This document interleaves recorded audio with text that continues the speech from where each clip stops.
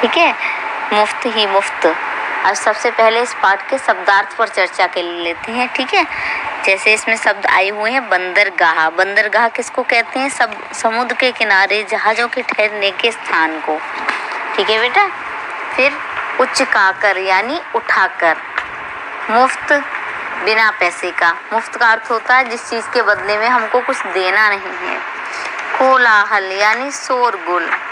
अगला हक्के बक्के रह जाना यानी हैरान रह जाना। हर्ज, हर्ज का है नुकसान या घाटा। बोलते नहीं है इस काम में हर्ज ही क्या है, नुकसान ही क्या है। फुर्ती, फुर्ती का अर्थ होता है तेजी।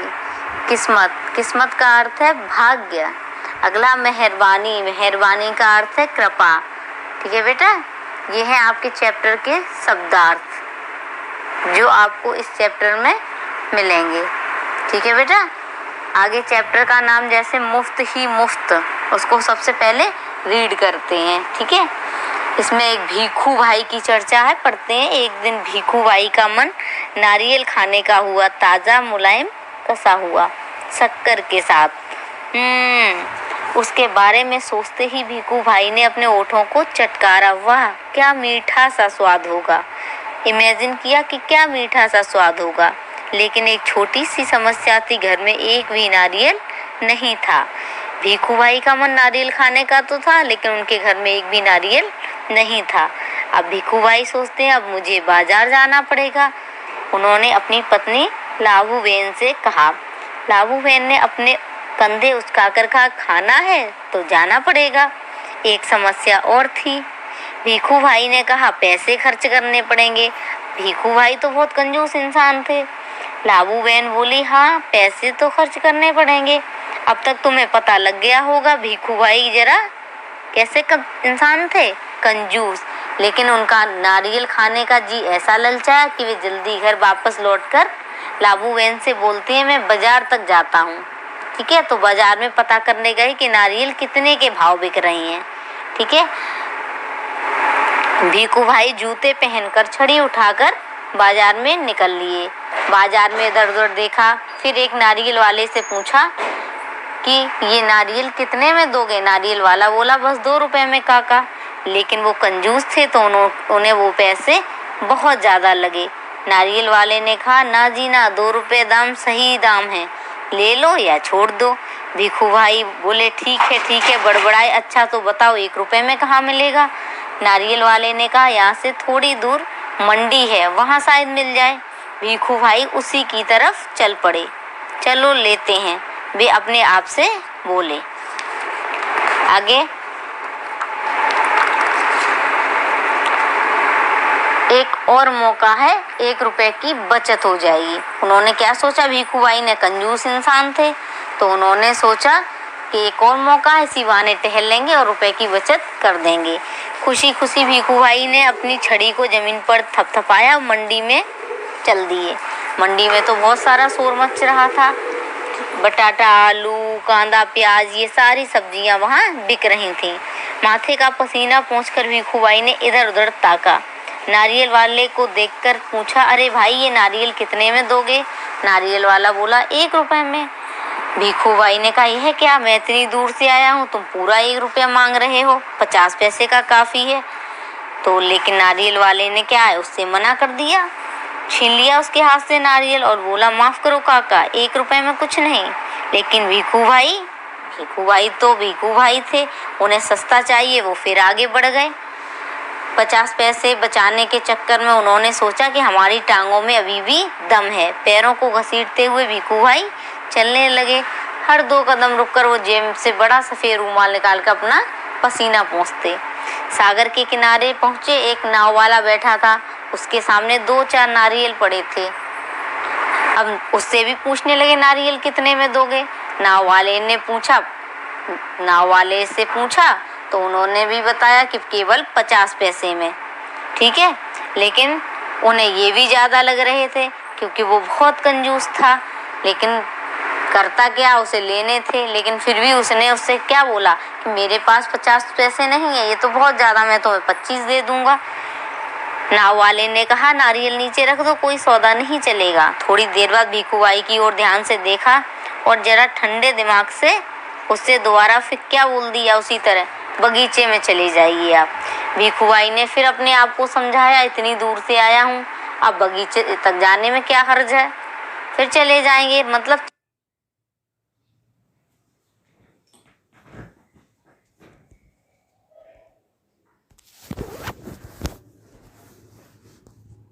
चल लेंगे, वो इतने कंजूस हैं, है ना बेटा। सच बात तो थी कि वो थक तो काफी चुके थे, लेकिन पैसे बचाने के ख्याल से उनमें क्या आ जाती थी, फुर्ती। भिखू भाई ने सोचा 2 गुना चलना पड़ेगा, लेकिन 4 आने बच तो जाएंगे, पैसे बचाने हैं। कंजूस मनुष्य होता है वो मेहनत कर लेगा, लेकिन पैसे बचाने का विचार करेगा। भिखू भाई नारियल के बगीचे में पहुंच गए। वहां के माली को जब उन्होंने देखा तो उससे भी वही बात पूछी कि नारियल कितने में बेचोगे। यानी कि भिखू भाई 3 जगह घूम आए, बाजार घूम आए, मंडी घूम आए, और कहाँ पहुंच गए अब, नाव वाले के पास घूम आए और पहुंच गए अब बगीचे में। किस लिए, नारियल फ्री के लेने के लिए। आगे पढ़िए। माली ने जवाब दिया, जो पसंद आए ले जाओ काका, बस 25 पैसे का एक। देखो कितने बड़े बड़े हैं। अब देखो 25 रुपए भी उनको ज्यादा लगने लगे। पूरा रास्ता पैदल चलने के बाद भिखू भाई के जूते घिस गए, पैर थक गए, अब पैसे भी देने पड़ेंगे। मेरी बात मानो, नारियल मुफ्त में दे दो। किसने कहा? भिखू भाई ने। देखो देखो मैं कितना थक गया हूँ। भिखू भाई की बात सुनकर माली ने कहा, काका मुफ्त में चाहिए तो ये रहा पेड़ और ये रहे नारियल, आप पेड़ पर चढ़ जाइए, ठीक है, जितना चाहे उतना ले लेना। पैसे बचाने के चक्कर में भिखू भाई ने जल्दी से जल्दी पेड़ पर चढ़ना शुरू कर दिया। अब चढ़ते समय वो बहुत खुश हो रहे थे। क्यों? क्योंकि उन्हें मुफ्त में नारियल मिल रहे थे। उन्होंने क्या सोचा आगे, मेरी किस्मत तो खुल गई, जितने चाहे नारियल ले लूं। भिखू भाई ऊपर पहुंच गए, फिर वे टहनी और तने के बीच में आराम से बैठ गए। दोनों हाथों को आगे बढ़ाया, सबसे पहले सबसे बड़ा नारियल तोड़ने के चक्कर में। मुफ्त की चीज मनुष्य को मिल जाए तो वो सबसे ज्यादा अधिक से अधिक लेने की कोशिश करता, ठीक है। भिखू भाई ने जैसे ही बड़े नारियल को तोड़ने का प्रयास किया, उनके पैर फिसल गए। भिखू भाई ने एकदम से नारियल को क्या किया, पकड़ा। बड़ा नारियल था तो, लेकिन वो अपने पैर को बैलेंस नहीं कर पाए, संतुलन पैर का नहीं बिठा पाए। और कैसे, उनका पैर, जैसे आप पेड़ पर चढ़े और आपका पैर का बैलेंस नहीं बना तो क्या है, आप नीचे ही गिरेंगे। तो ऐसे ही भिखू भाई भी ऊपर पेड़ से फिसल गए, ठीक है। और फिसल कर कहाँ गिरे होंगे बताइए? फिसल कर नीचे ही गिरे होंगे, ठीक है। और उनके दोनों पैर हैं, जब पेड़ से हम नीचे पैर फिसलेगा तो कैसे हो जाएंगे? ऐसा तो है नहीं है जमीन पर गिर जाएं, तुरंत ही जमीन पर नहीं गिरेंगे, ठीक है। हमारे दोनों पैर जो है हवा में झूल जाएंगे। अब भिखू भाई के पैर भी ऐसे ही हवा में झूलने लगे। अब भिखू भाई चिल्लाते हैं, अरे भाई मदद करो मदद करो। माली से विनती की, लेकिन माली ने क्या कह दिया, मेरा वो काम नहीं है, मैंने आपसे ये कह दिया कि नारियल लेनी है फ्री में ले लीजिए, है ना बेटा, बाकी सब तुम्हारे बीच का मामला है। लेकिन भिखू भाई बेचारे परेशान थे। और वहां से जब एक ऊंट सवार आदमी गुजरा तो उसको आवाज लगाने लगे।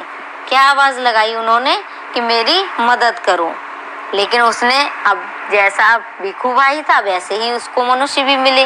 ऊंट भी वापस घास खाने के चक्कर में मुड़ गया, उसने भी नहीं मदद की। फिर उन्होंने एक घोड़े को बुलाया, उसने भी मदद नहीं की। फिर ऊंट के बाद उसने घोड़े को आवाज लगाई, लेकिन वो भी घास के चक्कर में मदद नहीं कर पाया। वो घास के चक्कर में नीचे खाने लगा घास, भिखू भाई ऊपर रह गए, ठीक है। तो इतने कौन कौन आया, घोड़ा आया, ऊंट वाला आया, लेकिन उनको किसी ने नहीं बचाया। और वो तीनों ही, ठीक है, एक के ऊपर एक करके चढ़े, घोड़े वाला और ऊंट वाला और भिखू भाई, और तीनों ही नीचे गिर पड़े। और सबसे बड़ा सा जो नारियल तोड़ रहे थे वो उनके सिर पे आके फूट गया। अब इस चैप्टर में देखो, ऊंट क्या था, पुराना यातायात का साधन था। ऐसे ही कुछ यातायात के पुराने साधन हैं, उनके बारे में हम आपको बताएंगे। इसमें है बैलगाड़ी। बैलगाड़ी क्या होती? बैलों से खींचे जाने वाली गाड़ी का यान है। यह विश्व का सबसे पुराना यातायात का साधन है। आगे भैंस। भैंस एक दुधारू पशु है। कुछ लोगों द्वारा भैंस का दूध है वो अधिक पसंद किया जाता है। यह गांव में ज़्यादा पाया जाता है। जो बच्चे गांव के होंगे उनको पता होगा भैंस पाली जाती है किसके लिए? दूध के लिए। उसका दूध बिकता है और दूध क्या होता है? कूड़ाहार। तो हम भी उसको पीते हैं, है ना? किस किस के यहाँ भैंस है बताइए?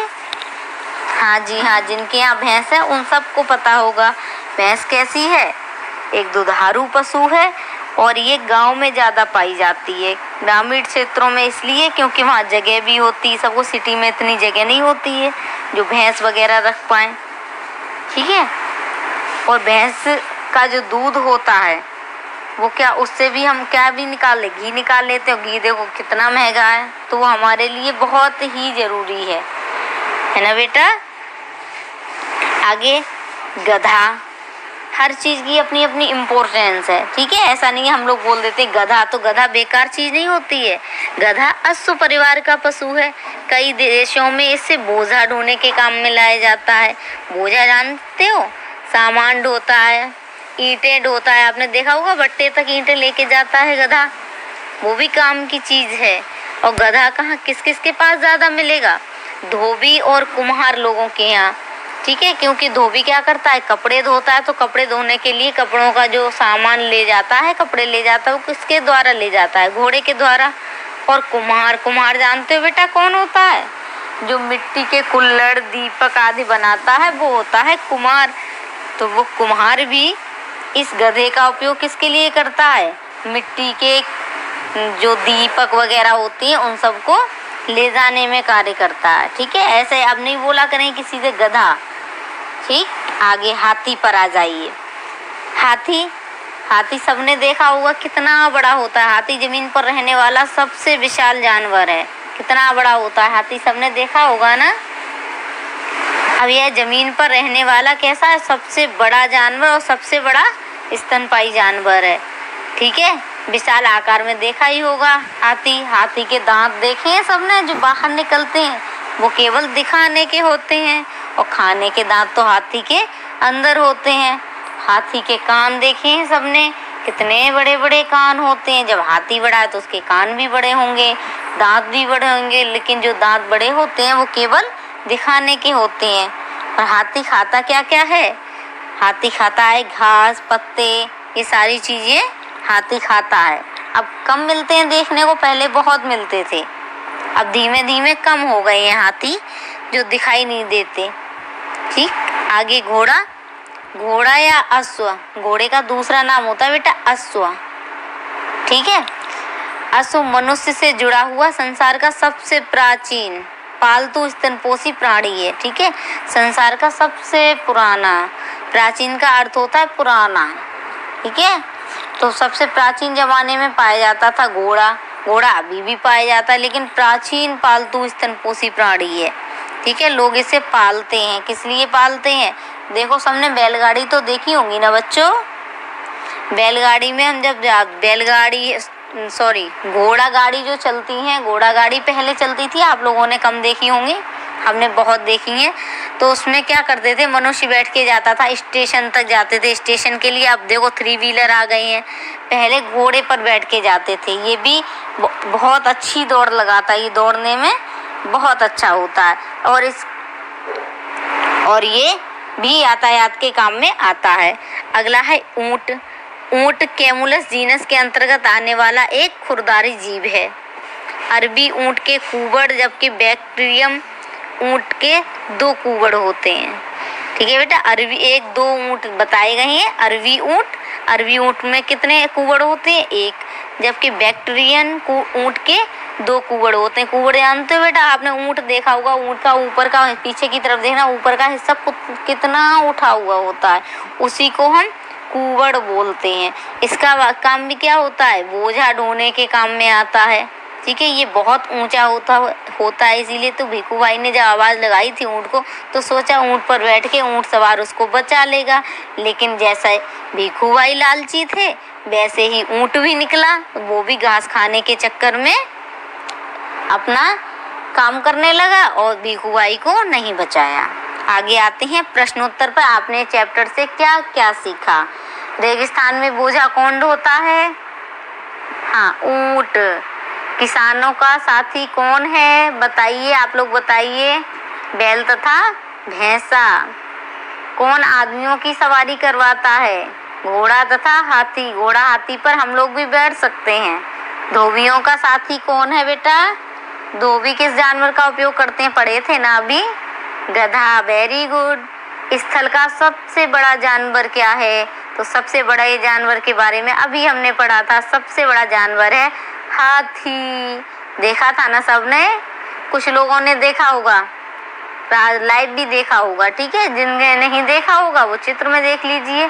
ये चीजें पहले बहुत ज्यादा थी लेकिन अब कम हो गई हैं, ठीक है बेटा। अब जो भी चैप्टर रीड कर आया है उसको पढ़ेंगे और रिवाइज करेंगे। धन्यवाद।